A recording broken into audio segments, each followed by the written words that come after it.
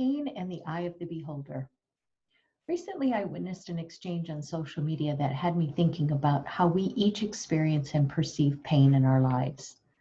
This particular interchange centered around deeply hurtful, derogatory language, and it quickly devolved into a comparison of which words were worse as to the depth of injury inflicted upon different cultural ethnic groups. From my outside looking in vantage point, I could see how each was validated in their position. However, it made me contemplate why the discussion had deteriorated to a level where more harm ensued. Furthermore, it caused me to consider how I perhaps may have assumptions about the depth of pain and difficulty experienced by clients and colleagues in my wellness coaching work. Pain is such a personal thing. Our individual life experiences, environment, culture, and social conditioning all have great influence in how we process, perceive, and express it. And unless we experience those influences in exactly the same way, how can we pass judgment about how individuals perceive their own pain? How can I say one person's pain is greater than that of another? Pain is pain in the eye of the beholder. It's extremely important that we remember and honor this, whether as a friend or colleague, or in the role of therapist or coach with a client. It doesn't even truly matter how I or anyone else perceive the level of pain and difficulty experienced by another when we are focused on working together for solutions. What does matter, however, is that we respect the fact that the pain has or does continue to exist, and that the beholder of that pain very likely desires a life where it no longer has a stranglehold. Then, together, we can have conversations where we paint that picture of a preferred future where the pain is either lessened or perhaps even eliminated. This is such a simple thing in concept, but unfortunately very hard to execute. Our society promotes and encourages competition, and that the importance of being number one is everything. Even to the degree that we've become attached to seeking praise and being at the top, not only for our positive accomplishments, but also in how much we are in agony. We one-up each other by declaring to the world that our own individual burden to bear is heavier than that of anyone else. We seek this validation in order to stay rooted in our own misery because it's familiar.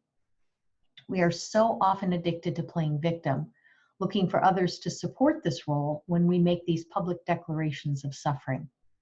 And the social media has only exacerbated this enabling with the world of likes and instant commentary and promotion of our distress. We are now in an era where this instant information dump can also create incredible divisiveness, such as happened in the case of the language debate that started my whole reflection on the matter.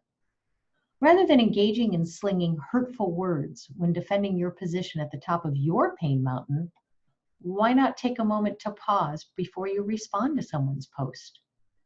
Before publishing your words that may continue to provide fuel for the stinging flames, ask instead what you can do to help the beholder of that pain move from the mountain and on the path toward positive outcome. You can acknowledge the wounds, but yet at the same time seek to be part of the solution. And along this same vein of thinking, when a collective hurt is inflicted on a culture or group of individuals, rather than continuing a public debate as to whose pain or experience was deeper or more wounding, why not take a solution-focused attitude? Why not grant that each of our perspectives has validity and then work to create a society where we start to come together to find ways of eliminating these ongoing inflictions of harm upon ethnic cultures? In this way, we do not dismiss this history of injury, but rather we use it as a means of shared understanding to forge new bonds in the creation of commonality. Commonality in a shared vision of a preferred future where we have societies of hope and acceptance of all, despite the origin or historical behaviors that have perpetuated separation thinking.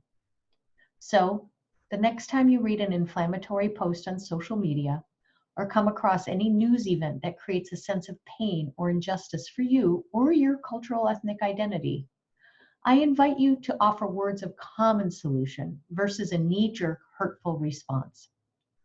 Perhaps if each of us were to choose to do this, we just might move from a divided world to one of greater harmony. There's power in numbers, and together, I believe that each one of us has the ability to work together to create positive change in our world. And then the need to compare depths of pain, declaring winners of the worst, will no longer be the norm. Instead, we all become beholders of our best hopes realized.